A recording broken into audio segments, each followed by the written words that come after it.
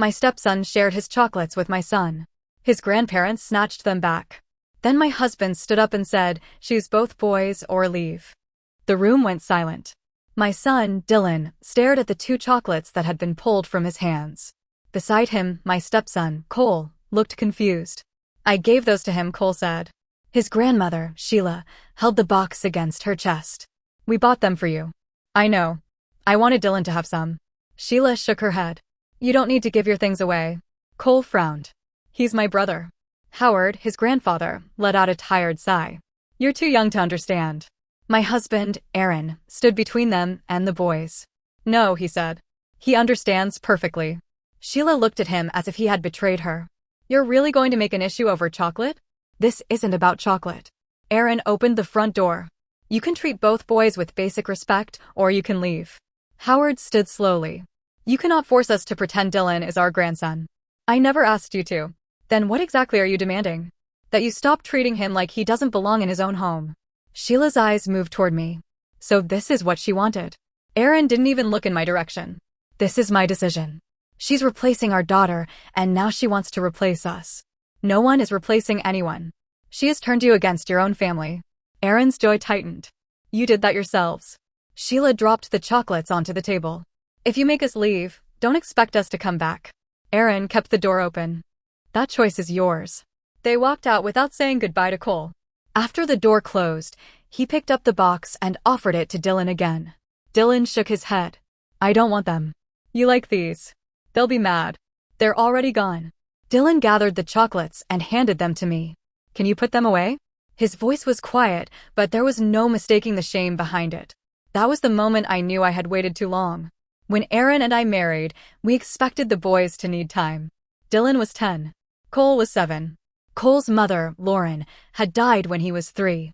Most of his memories of her came from photographs, stories, and the belongings Aaron had kept for him. I never tried to remove her from our lives. Her picture remained beside Cole's bed. Aaron kept her cards, photographs, and personal items in a box for him. Whenever Cole asked about her, we answered honestly. Lauren was his mother. Nothing about my place in the family changed that. The boys adjusted faster than the adults did. Cole followed Dylan everywhere. Dylan complained about it, but he always made room for him. They argued over video games, traded food at dinner, and blamed each other whenever something disappeared. Once, another child called Cole Dylan's stepbrother. Cole shrugged. "He's still my brother." That was how they saw each other. Aaron treated Dylan like his own child. He helped with homework, attended school meetings, and showed up whenever Dylan needed him.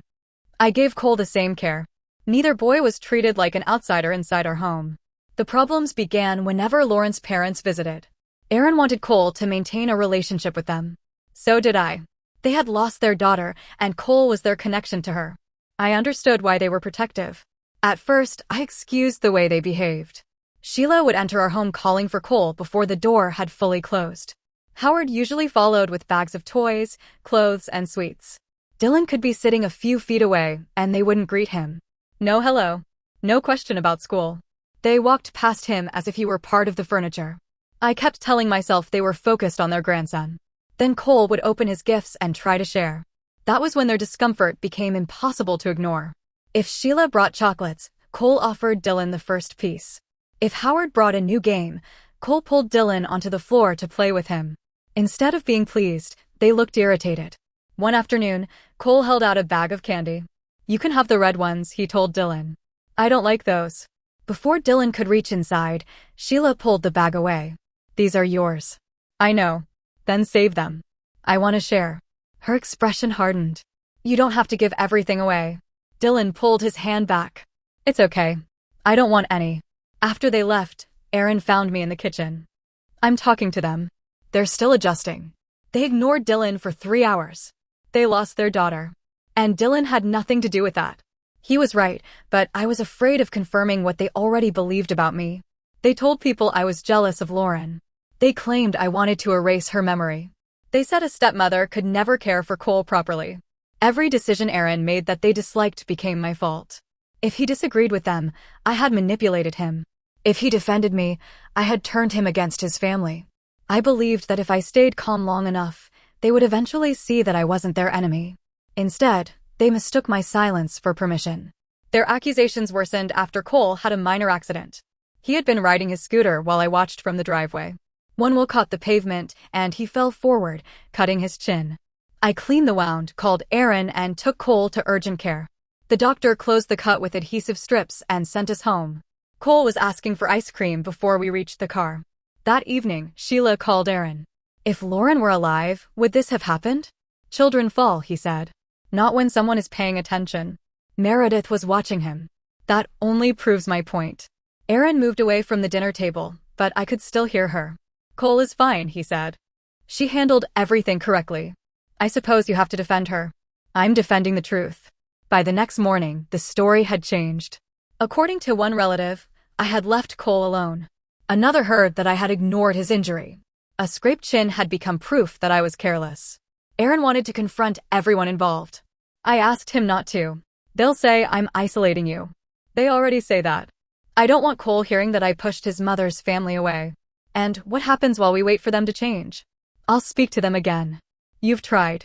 One more time. He agreed because I asked him to, not because he believed another conversation would help. Cole's next birthday made the difference between the boys impossible to deny. The house was full. Aaron's parents arrived early. Aunts, uncles, and cousins came carrying gifts. Sheila and Howard brought more than anyone else. Dylan helped decorate, carried packages inside, and spent most of the afternoon assembling one of Cole's new toys. A few months later, it was Dylan's birthday. The same relatives were invited. Most didn't come. Some canceled that morning. Others never responded. The few who arrived stayed less than an hour. By the time we cut the cake, empty chairs surrounded the table. I told myself Dylan was too busy to notice. That night, I found him sitting on his bed. Did you have a good birthday? I asked. Yeah. He kept his eyes on the floor. I sat beside him. You can tell me if something is wrong. He picked at a loose thread on his blanket. Did I do something? To who? Aaron's family. No. Then why didn't they come? People get busy. They weren't busy for Cole's birthday. I didn't have an answer that wouldn't sound like a lie. Dylan finally looked at me. Is it because Cole is the real grandson? You are both real members of this family. That isn't what I asked. He was 10, but he understood exactly what was happening. I had no relatives nearby who could fill the empty seats. There wasn't another group of grandparents, aunts, and uncles waiting to make him feel included. He had me, Aaron, and Cole. Our love was real, but it couldn't hide the rejection he felt from everyone else. I promised myself his next birthday would be different. For a while, I considered buying gifts and secretly giving them to relatives so they could hand them to Dylan. I knew how desperate that was. I simply wanted my son to feel remembered. Then came the visit with the chocolates. After Sheila and Howard left, I found Aaron sitting in the kitchen. I'm sorry, I said. For what? I should have stopped asking you to wait. You were trying to avoid a war. I was trying to avoid being blamed. He looked toward the stairs. Dylan apologized for accepting chocolate in his own home. Hearing it aloud made my stomach turn. I kept telling myself their grief deserved patience. It does, he said. But grief doesn't excuse cruelty. That night, Aaron called Sheila and Howard. He made the boundary clear. They did not have to love Dylan the way they loved Cole. They did not have to call him their grandson.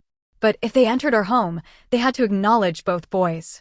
They could not shame Cole for sharing, insult me in front of the children, or treat Dylan like an intruder.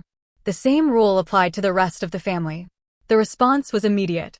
Some relatives agreed with Aaron. Others accused him of going too far. A few claimed he was forcing everyone to pretend the boys were equal. That wasn't what he had asked. The boundary was not equal affection. It was basic respect.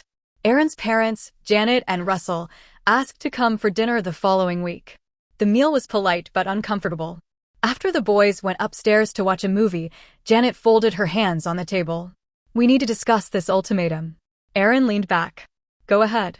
You keep saying everyone blindly believes Sheila, Russell said. We have concerns of our own. What concerns? Janet looked at me. The way Meredith speaks about Lauren. I waited. She says Lauren died. For a second, I thought I had misunderstood. She did, I said. Janet frowned. That is exactly what I mean. You say it too directly.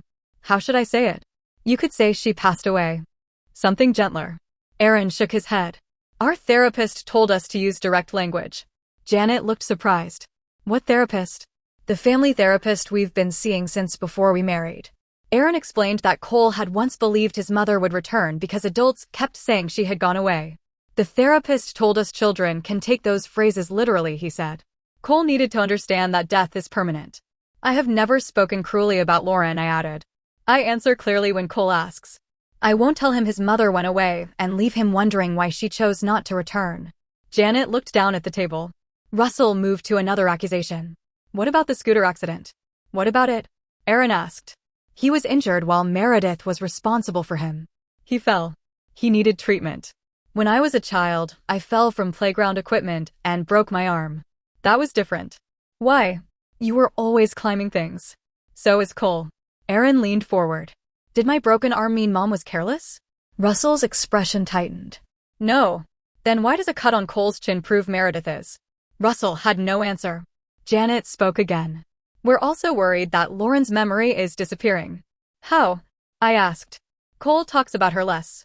He was 3 when she died, Aaron said. His memories are limited. Then you should help him remember. We do. I kept my voice calm. Her pictures are still here. Her belongings are safe. Aaron tells Cole stories whenever he asks. I have never tried to stop that. Janet studied me. You don't resent her? No. Not even a little? Lauren should still be alive. Cole should still have his mother. I'm not competing with someone he lost. Janet's expression changed.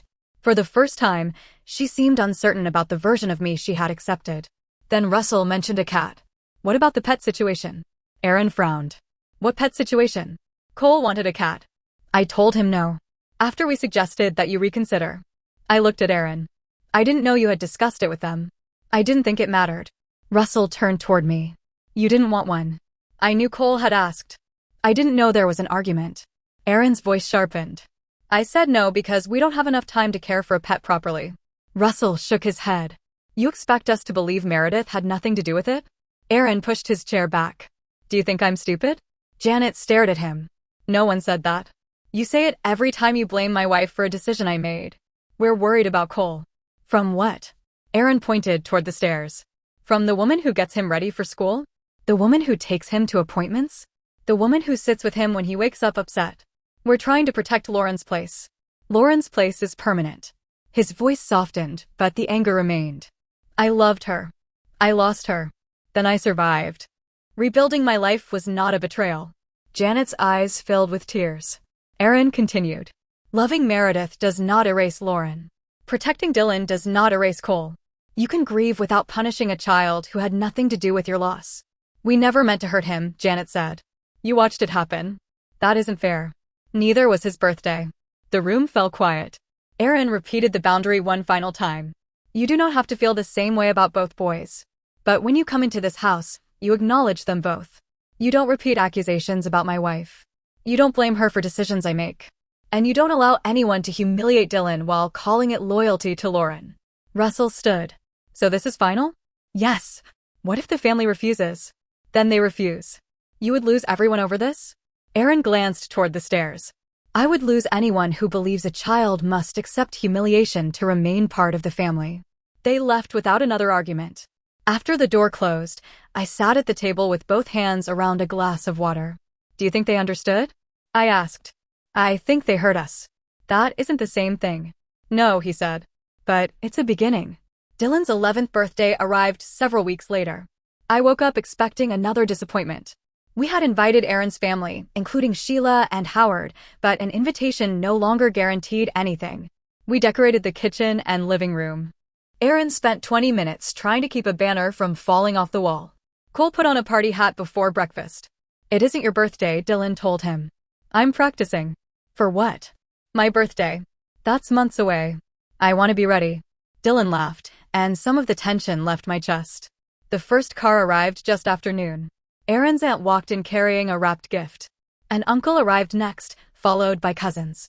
Then Janet and Russell came. Most of the relatives we had invited showed up. The effort was obvious, but so was the awkwardness. Some greeted Dylan too formally. Others glanced at Aaron before choosing where to sit. One relative asked Dylan about school and ran out of things to say within a minute. But they stayed. They brought gifts chosen for him.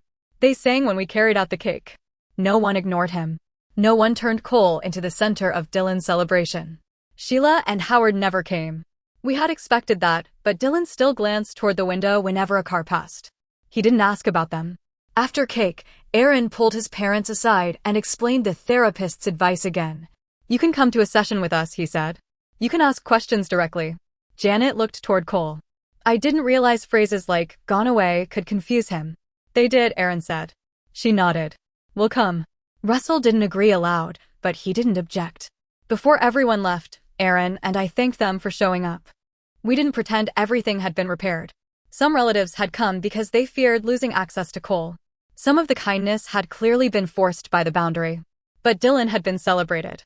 That evening, I found both boys sitting on his bedroom floor with a new board game spread between them. Empty chocolate wrappers were scattered nearby. Dylan was laughing because Cole had misunderstood the rules and was somehow winning. When I told them it was time to get ready for bed, Cole carried the game pieces into his room. Dylan stayed behind. Mom? Yeah, today was better. I'm glad. Some people acted weird. I noticed. He looked at the birthday cards lined across his desk. But nobody forgot why they were here. I hugged him. That was all I had wanted. Not equal love. Not fake grandparent titles. Just one birthday where my son didn't wonder what he had done wrong. Later, Aaron and I sat together in the quiet house. I didn't know whether his parents would truly change. I didn't know whether Sheila and Howard would return or spend the rest of their lives blaming me.